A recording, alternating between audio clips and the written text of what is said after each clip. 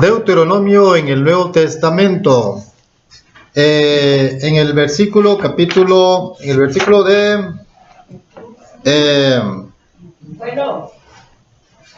Mateo 4:4 dice: Él respondió y dijo: escrito está, no solo de pan vivirá el hombre, sino de toda palabra que sale de la boca de Dios. Mateo 4:4. Para los escritores del Nuevo Testamento, las escrituras del Antiguo Testamento son una realidad viva y eficaz, revestida de autoridad divina. Los escritores del Nuevo Testamento reforzaron con citas directas, alusiones, referencias e historias o profecías registrados por los escritores del Antiguo Testamento.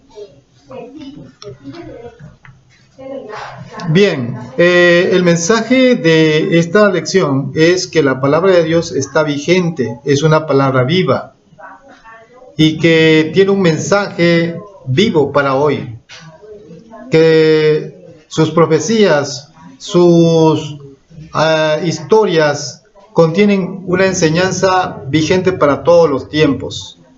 Los escritores del Nuevo Testamento creyeron que los escritos inspirados por los escritores antiguos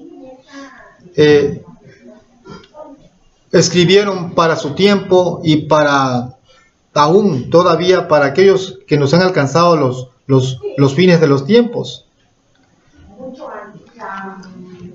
San Pedro, San Pablo fueron unos de ellos que citaron los escritos del Antiguo Testamento, y como veremos precisamente ahora. Es en Hebreo 4:12 donde leemos que dice que la palabra de Dios es viva y eficaz y es capaz, ¿verdad?, de discernir las intenciones y los pensamientos del corazón. Es viva y eficaz la palabra de Dios, más cortante que toda espada de dos filos, penetrando hasta partir el alma y el espíritu, las coyunturas y los tuétanos, y discierne los pensamientos y las intenciones del corazón. Así que la palabra de Dios, hermanos, es viva, permanece para siempre. Isaías, ¿verdad? Ahí se menciona: sécase la hierba, marchítese la flor, mas la palabra de Dios permanece para siempre. Y es así como hoy nosotros tenemos la misma confianza, que la palabra que hoy tenemos aquí escrita en este libro, hermanos, tiene el mismo poder, está revestida de la misma autoridad que cuando salió de la boca de Dios. En la primera parte del domingo, que se titula Escrito está, encontramos este contenido: todo lo que sale de la boca de Dios trae vida y paz al hombre. En Jeremías 29:11 se menciona: porque yo sé los pensamientos que tengo acerca de vosotros. Los pensamientos de Dios, escritos en palabras humanas a través de los profetas. Dios impresionó la mente de los profetas, y ellos en sus propias palabras, de acuerdo a su propia idiosincrasia y experiencia, externaron, plasmaron la voluntad de Dios, la revelación de Dios para nuestras mentes. Y esos pensamientos de Dios son pensamientos de paz. Dice: para daros el bien que esperáis. El Señor se muestra deseoso, dispuesto a mostrar su poder en favor de sus hijos. Ese es el mensaje de la palabra. Aún en medio de los problemas. Pero Satanás, como se acercó a Jesús en el desierto, se acerca tratando de inculcar dudas acerca de esta palabra de Dios. Si eres hijo de Dios, le dijo Jesús, haz que estas piedras se conviertan en pan. Trató de inculcarle duda a Jesús. Pero de acuerdo a la pluma inspirada, hermanos, lo único, y de acuerdo a la enseñanza y el ejemplo de nuestro Señor Jesús en el desierto, encontramos que lo único en que podemos confiar verdaderamente en este mundo es en la palabra de Dios. ¿Sí? Es menor calamidad sufrir lo que venga o lo que tenga que venir antes que apartarnos un ápice o una coma de la voluntad de Dios. ¿Sí? ¿Qué sucedería si esto fuera una realidad en la experiencia y en la vida de todos los que profesamos creer en el Evangelio? Creo yo que ya ni estaríamos aquí. Jesús inició su vida creyendo en su Padre, que Dios era una realidad, que la palabra, en aquel tiempo Jesús estudió los escritos de la ley, de la Torá. Los aceptó como una realidad viva en su vida y acto seguido vivió de acuerdo a esa palabra. Cuando unos mensajeros fueron a cuestionarle de que con qué autoridad hablaba y enseñaba, cuando regresaron a dar respuesta a quienes lo enviaron, le dijeron: jamás, nunca un hombre ha hablado como este, porque habla con autoridad, como quien tiene autoridad y no como los escribas. Pero Jesús hablaba así porque él había vivido esa palabra. Nadie había vivido como él. Él en el desierto demostró que es mejor sufrir cualquier calamidad, lo que tenga que venir, antes que apartarse una ápice de la voluntad de Dios. Hermanos, aún en esta vida no es negocio, no nos beneficia el apartarnos de la voluntad de Dios, de nuestro Padre Celestial. Podemos tener la certeza y la seguridad de que mientras confiemos en Dios y andemos en sus caminos, ¿sí? Confiar en Él. Acto seguido, andar en sus caminos. ¿No les suena familiar eso? Deuteronomio es donde dice: oh Israel, oye mi voz y anda en mis estatutos y en mis mandamientos, etc. Así es. Entonces, cuando hagamos así, recibiremos las bendiciones que Él ha prometido. Podemos confiar que mientras hagamos así en este mundo, el Señor no nos abandonará. Sí. Es nuestro privilegio esperar el tiempo de Él, el tiempo en el que Él ha de traer alivio para nuestras necesidades. Porque nosotros podemos al vapor hacer presión, por así decirlo, como la olla de presión, ¿verdad? Y sí, hermanos, sí se pueden obtener ciertos logros humanos, no dependientes, no provenientes de Dios. Y en nuestra búsqueda por salvar nuestra vida, dice el Señor, podemos perderla. Es mejor esperar el tiempo del Señor en el que Él ha de traer alivio a nuestras necesidades. Dios está más preocupado en qué medida puede reflejar su carácter en nosotros, antes que darnos riquezas, oro, sabiduría, conocimiento, fama, poder. ¿Sí? El hombre busca todas esas cosas, dice el Señor Jesús. Sabéis que los gentiles buscan todas estas cosas. Mas vosotros, ¿qué cosa dice? Poned el reino de Dios y su justicia, y todas estas cosas os serán por añadidura. Entonces, es nuestro privilegio esperar el tiempo en el que Él ha de traer alivio para nuestras necesidades. Cuando todos los medios se hayan agotados, Dios enviará maná del cielo si es necesario. La promesa es: su pan y sus aguas serán ciertas. Aderezas mesa delante de mí en presencia de mis angustiadores, dice el salmista. Nuevamente Dios enviará, si es necesario, ángeles para ayudarnos. Él sería capaz de vaciar el cielo y dejarlo sin ángeles, por mandar todos sus ángeles, a fin de que ni un solo de nuestros cabellos sea tocado. Así es, hermanos. Aún en esta vida no nos beneficia apartarnos de la voluntad de Dios, ni un ápice. Es bueno, mejor decir: escrito está. Fue Jesús el que nos dio el primer ejemplo.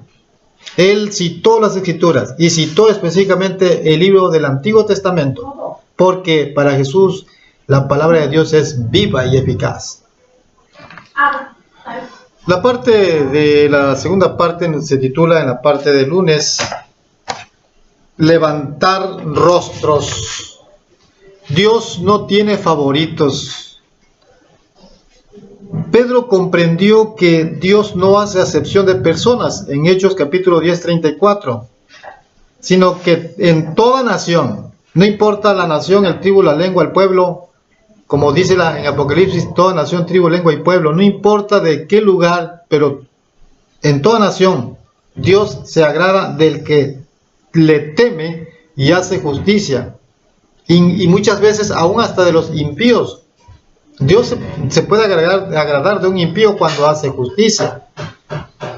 Y hay obras de justos que hechas por impíos. Y hay obras de impíos hechas por justos. ¿Cómo lo ven, hermanos? Pero aunque sean obras buenas, no importa si las hace un justo o las hace un impío,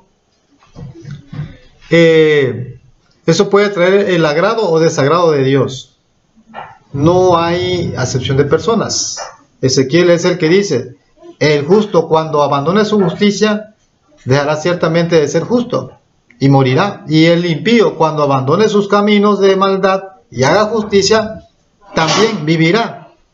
Al justo no se le acordará, no se le traerá a memoria lo bueno que hizo, pero si empieza a hacer lo malo, morirá. Entonces, igualmente el impío, las cosas malas que hizo ya no vendrán a memoria. Ahora hace justicia, vivirá. Para Dios no hay excepción de personas. El alma que pecare, esa morirá. Entonces, hermanos, se agrada.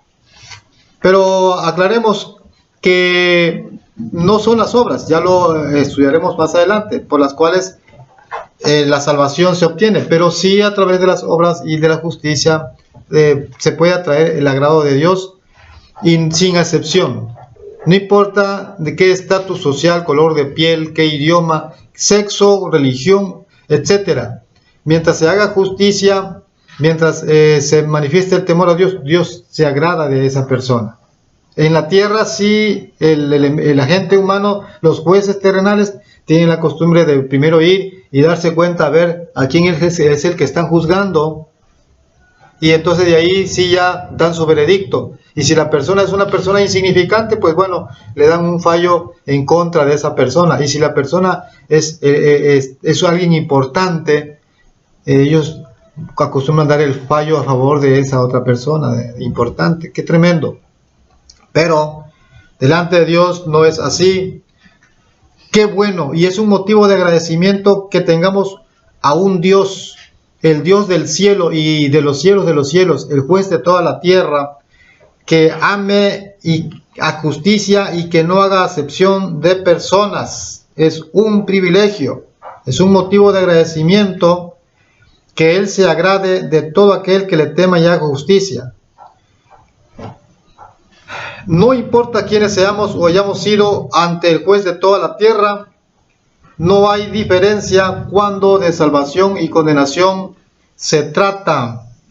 Y es que al final de cuentas, hermanos, la salvación de nuestras almas es lo que es en verdad importante. Jesús nos dijo: ¿de qué valdrá que ganare toda la tierra, mas perdiere su alma? ¿O qué recompensa dará el hombre por su alma? De acuerdo a las Sagradas Escrituras, hermanos, es la salvación del alma lo que en verdad es importante.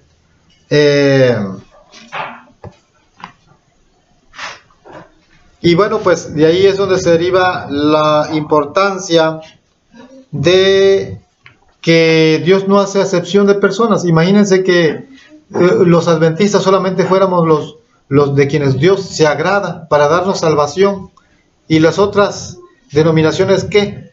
¿No se va a agradar Dios de ellos? Hermanos, podemos estar cayendo en un error pensando que como adventistas solamente somos los favoritos de Dios, y eso no es cierto.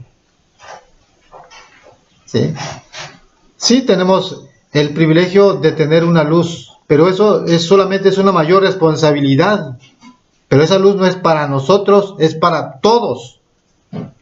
Así que esta parte nos recuerda que nosotros debemos tener mucho cuidado en el trato, en cómo tratamos a los demás, a esos que tienen hermanos que tienen que son dueños de empresas, que tienen empleados, o personas que tienen personas que les ayudan en el hogar, ¿cómo le llaman?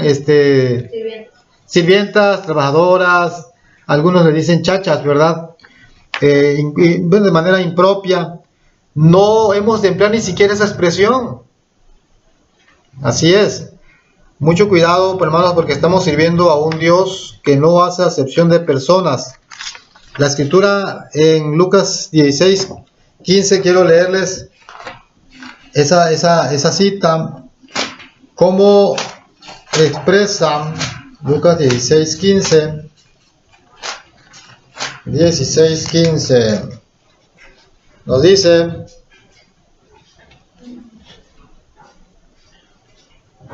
Lucas 16:15.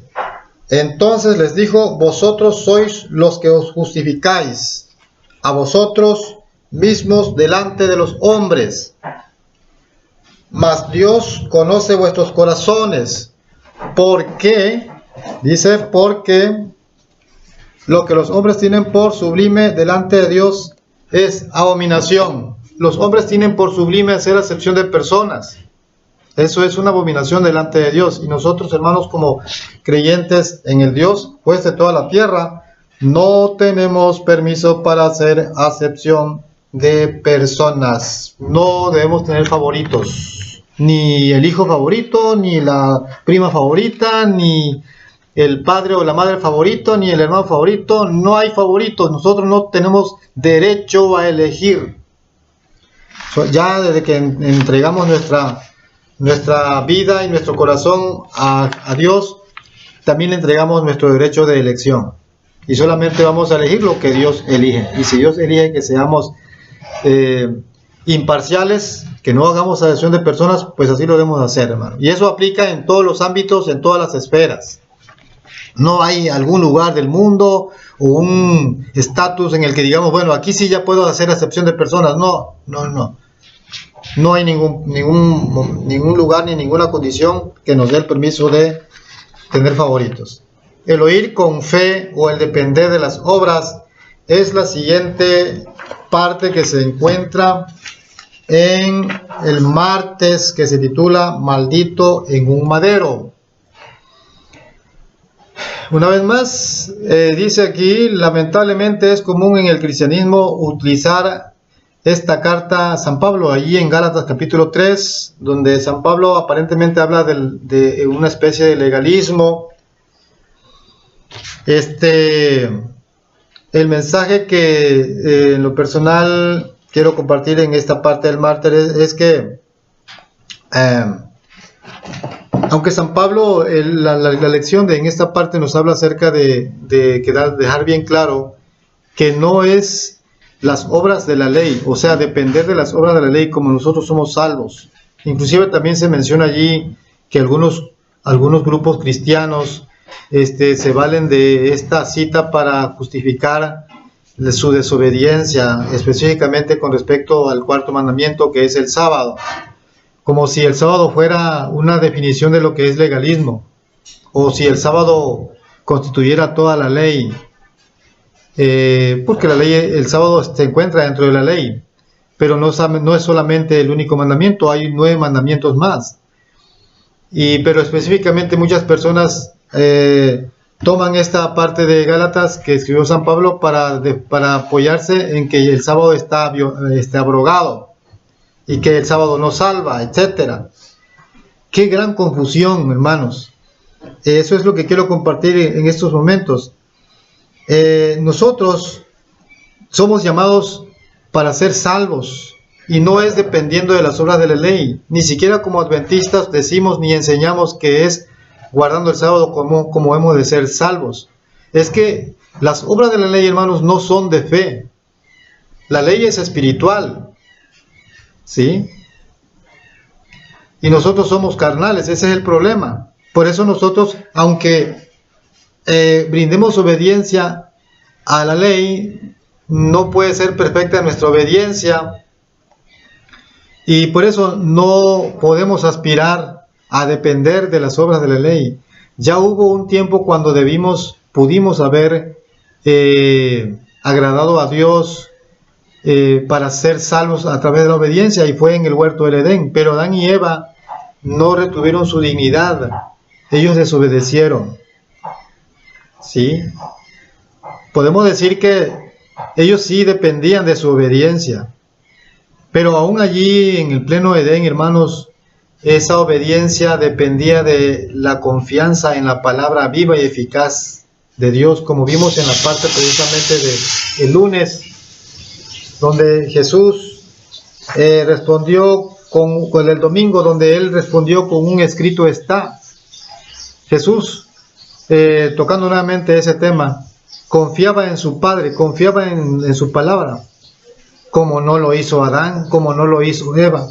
Ellos no confiaron en Dios, sino que confiaron en lo que les dijo la serpiente.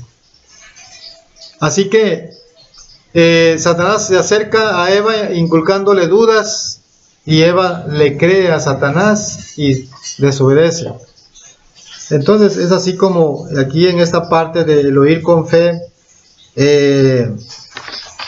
sigue siendo precisamente la raíz el oír. Si nosotros obramos nada más, eso ya no funciona. Eso fue quizás al principio. Ya nosotros como seres caídos, la obediencia para nosotros no es una opción de salvación. Olvídense, es un imposible eso. Ahora solamente oír con fe. Allí en esa parte de Gálatas, San Pablo menciona hasta 3 veces la expresión oír con fe, oír con fe, oír con fe. Habla también de los de la fe, en contraparte con aquellos que dependen de las obras de la ley. ¿Qué podemos aprender entonces? No podemos permanecer en la ley nosotros, ni hoy, ni tampoco Adán y Eva permanecieron en la ley. Como igualmente los ángeles que no guardaron su dignidad, así Adán y Eva no guardaron su dignidad, no permanecieron en la ley, en la señal de obediencia que Dios les dio.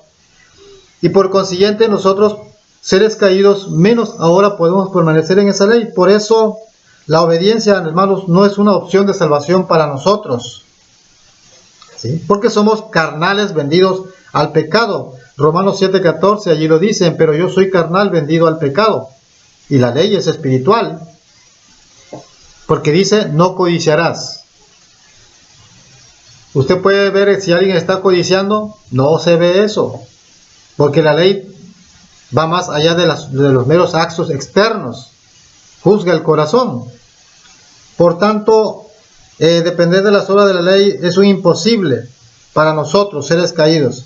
Se requiere una mente abierta, una mente permeable para aceptar que por la muerte, por la vida en primer lugar, porque Jesús vivió por nosotros, precisamente obedeció la ley por nosotros. Por eso la Escritura dice, porque lo que era imposible para la ley, ¿qué era imposible para la ley? Más bien para nosotros. Ofrecer una obediencia perfecta. Jesús entonces vino ahora en semejanza de carne de pecado, para que por medio de la carne vencer al pecado. Jesús vivió como uno entre nosotros, y mediante su obediencia perfecta en vida, y mediante su muerte pagó la maldición de la ley. Fíjense bien, con su vida perfecta, de perfecta obediencia, guardó la ley por nosotros, y demostró que la ley sí está vigente, y por su muerte confirmó que toda transgresión de la ley es muerte. Y Él resucitó, hermanos, porque su vida perfecta le garantizó la resurrección. El pecado no la pudo retener, porque no, dice Él, viene el príncipe de este mundo, mas no haya nada en mí. Y Él resucitó, y ahora intercede por nosotros. Era necesario que así Él, mediante la aflicción, llegase a ser sacerdote para interceder por todos sus hermanos, como vamos a ver más adelante. Por eso, solamente los que son de la fe, es el oír con fe, no el depender de las obras de la ley, lo que trae vida. Porque dice San Pablo, porque de que nadie se justificará mediante las obras de la ley es evidente, porque como dice la Escritura, el justo por la fe vivirá. En Gálatas 3, San Pablo cita 6 veces el Antiguo Testamento, unas 5 veces el libro de Deuteronomio. Hermanos, entonces, los de la fe son los que reciben la bendición que recibió el creyente Abraham, según Gálatas 3:9. La parte del miércoles, titulada Un profeta como yo, Deuteronomio capítulo 18, verso 15 al 18. Ese profeta como yo, Moisés promete 2 veces un profeta como Moisés. Acababa de estarle exhortando al pueblo a ser fieles. Y dentro de este contexto es como Moisés les dice, un profeta como yo os enviará Dios. Y lo menciona 2 veces. Hermanos, ese profeta como yo que dijo Moisés, según Pedro y Esteban, se cumplió esta profecía en nuestro Señor Jesús. Noten ustedes, ¿hubieron profetas después de Moisés? Claro que sí. Hubieron profetas, ¿verdad? Como Isaías, Ezequiel, Daniel y los profetas menores. Pero aunque fueron igualmente como Moisés, en el sentido de que fueron hermanos carnales de Moisés, todos somos hermanos, en los profetas no se encuentra el cumplimiento de esta profecía de Moisés. Porque Moisés dice, ese profeta que vendrá sería como yo. Ese como yo tiene mucho significado. ¿Cómo fue Moisés? Manso. ¿Y cómo dice que fue Jesús? Manso. Él dijo, yo soy manso y humilde de corazón. Y se dice de Moisés que no hubo un hombre más manso en toda la tierra, en primer lugar. Moisés fue intercesor. El pueblo le decía, habla tú mejor con Dios. Y Jesús ahora, hermanos, es intercesor, dice la profecía. Se constituyó intercesor de sus hermanos. Tenemos pues un sumo sacerdote en los cielos, que se compadece de nosotros. Como Moisés se compadecía también de su pueblo. ¿Recuerdan la vez cuando Moisés dice, ráeme de tu libro, si no perdonas a este pueblo? Y Jesús literalmente se expuso a ser raído de la existencia a causa de nosotros. Así que Jesús es el profeta como yo. Jesús demostró su poder sobre el mar, el agua, sobre las enfermedades, sobre otras cosas, como por ejemplo las plagas. Él ayunó igual que Moisés. Su rostro se iluminó igual que Moisés. Y hermanos, sobre todo, se llama hermanos también. Hermanos de nosotros. Allí según Hebreos capítulo 2:17. Quiero leerles ese texto. Hebreos 2:17. Jesús se llama hermanos de nosotros. Dice, por lo cual debía ser en todo semejante a sus hermanos para venir a ser misericordioso y fiel sumo sacerdote. ¿Sí? Así que, estimados, este profeta, dice San Pablo y dice Esteban, es Jesús. Y hay otras citas en Mateo 25:40, Mateo 28:10, Romanos 8:29, donde usted puede encontrar Hebreos 2:17, que este profeta, dice Moisés, como yo, levantará entre sus hermanos. Y hoy Jesús es nuestro hermano mayor que intercede por nosotros y que se compadece de cada uno de nosotros, como Moisés también se compadece. ¡Qué gran noticia! Tenemos un hermano que intercede por nosotros. Hermanos, eso es un gran gozo. Intercede por nosotros allá ante el Padre. Fue uno con nosotros. Era necesario que participara de carne y sangre para venir a ser un fiel y sumo sacerdote. Dice la Escritura, en lo que a Dios se refiere, para expiar los pecados del pueblo. Y según el nuevo pacto dice, y nunca más se acordará de nuestros pecados. Porque el plan de Dios es purificarnos, como vimos en la semana pasada. El plan de Dios, hermanos, es que nosotros seamos puros. Y si nosotros andamos en sus caminos, permanecemos en Él, llegaremos a ser como Él, y finalmente Él nos reclamará como de su propiedad.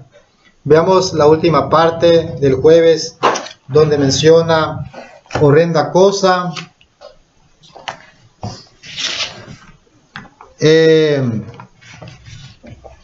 Como mencionábamos, el énfasis de la palabra del Señor a través de toda la Biblia es para bien, pensamientos de paz y no de mal. No quiero yo la muerte del impío, dice nuestro Dios, sino que el impío se arrepienta y deje sus caminos. ¿Sí? Pero habrán quienes no querrán ir a Él para tener vida, como lo dijo nuestro Señor Jesús, pero no querréis venir a mí para tener vida. Y he aquí vuestra casa os es dejada desierta. Hay un destino para el que finalmente rechace esta tan grande salvación y tenga por inmunda la sangre del pacto de Jesús. Para aquellos que afrentan continuamente y de manera terca y resistente el espíritu de gracia, no espera más que una horrenda expectación de juicio, hermanos. San Pablo lo menciona al final de su carta, como diciéndoles: están advertidos, sobre aviso no hay engaño. Es bueno siempre que se nos recuerde cuáles serán las consecuencias.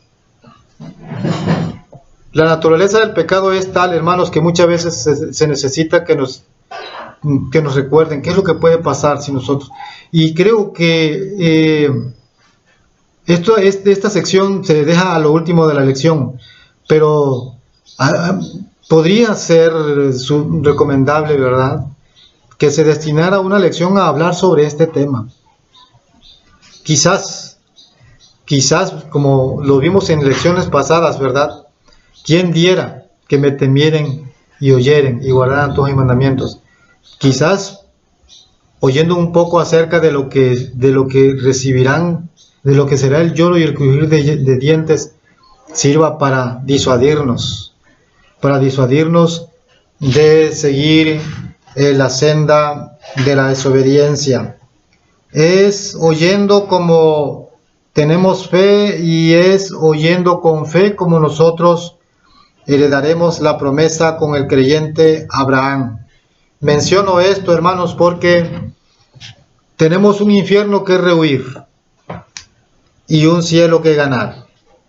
Y pues es fácil ganar ese cielo. A un pastor tituló un sermón: es fácil salvarse y difícil perderse. Yo quiero compartir esto. ¿Cómo lo considerarían ustedes si yo les dijera o compartiera con ustedes esta convicción? Es oyendo como nosotros podemos ser salvos. ¿Sí? Oyendo, simplemente oyendo. Así es. Es en la mente, en el corazón, donde se libra el conflicto.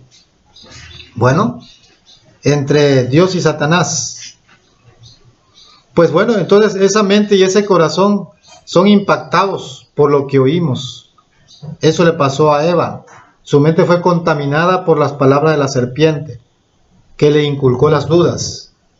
Con que Dios os ha dicho: no comáis de todo árbol del huerto. Y eso era una gran mentira, porque Dios sí les dijo: de todo árbol del huerto comeréis. Pero la serpiente le dijo una frase capciosa, y mientras Eva se quedaba pensando en esa frase capciosa que no logró discernir, en el momento Satanás se introdujo y contamina su mente subconsciente, y la mente contaminada de Eva contamina su cuerpo, y ella fue la que contaminó al fruto. El fruto no estaba contaminado, ella contaminó al fruto al tocar el fruto, y ya el fruto contaminado se lo lleva a Adán. Adán come el fruto contaminado y se contamina. Todo porque Eva entró en discusión con la serpiente, a argumentar, a arguir, cosa que Jesús no hizo en el desierto. Jesús no se puso a discutir con Satanás, solamente dijo, escrito está. Y hermanos, esa es la lección para nosotros hoy, que el escrito está sea una realidad en nuestras vidas, y que como Jesús aceptemos la realidad de Dios, la realidad de la palabra viva y eficaz, y acto seguido salgamos y vivamos de acuerdo a esa palabra, oigámosla, guardémosla en el corazón y la pongamos en práctica. Que Dios te bendiga, hermanos, en esta hora y en esta ocasión.